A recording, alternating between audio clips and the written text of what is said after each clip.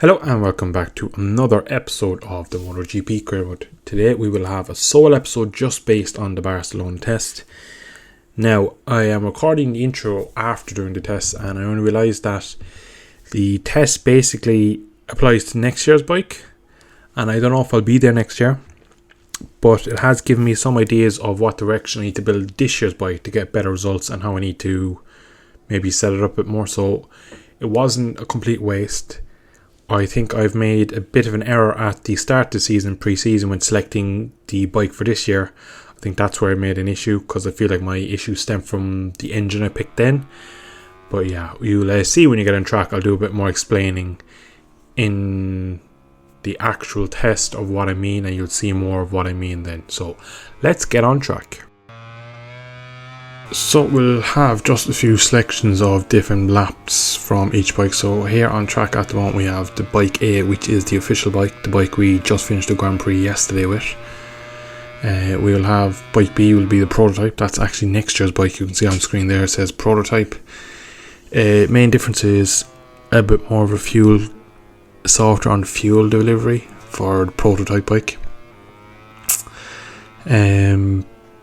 Overall, it's probably not as quick top end wise, which isn't a bad thing, because it probably gives me slightly better corner exit, a bit more.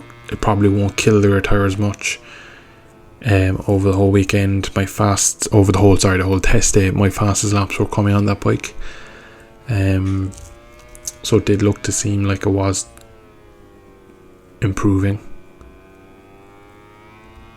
I did have better feel with that bike. Now unfortunately that is next season's bike, and that I can only try and mirror the current bike around that of what that bike gave me feeling wise.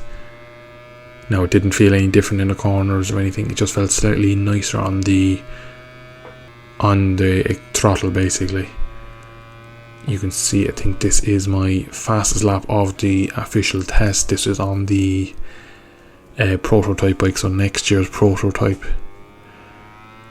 So basically what I'm going to do for the rest of this season to get the current bike to feel a bit more like prototype, I'm going to lengthen the gears, which will basically dull the power just ever so slightly.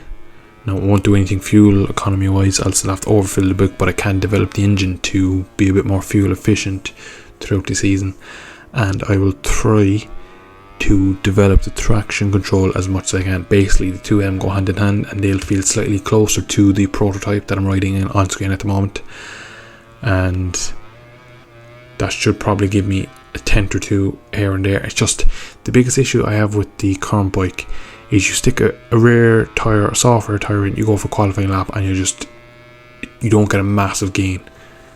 I can do very good lap times in the race, in most races tracks.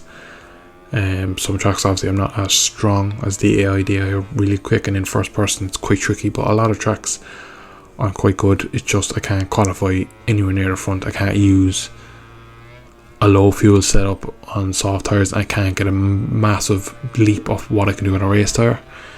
So a lot of the time I end up actually on a hard rear and a medium front with 8 laps of fuel. I can actually kind of match my qualifying time, which isn't ideal.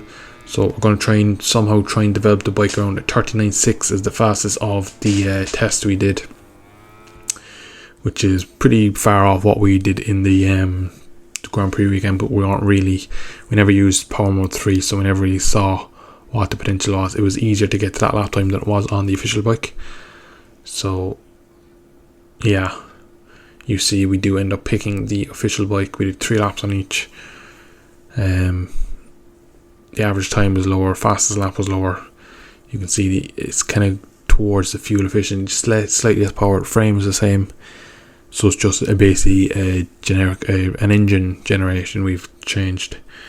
So that's for next year's bike. So we've decided to go down the route of that. Now we do get a lot of resource points, as you see on screen, for each 4 categories of resource data, which will come in handy, but we're going to leave it there. We're going to try and somehow set the bike up to feel a bit more like the new bike, and yeah, roll on Saxonring.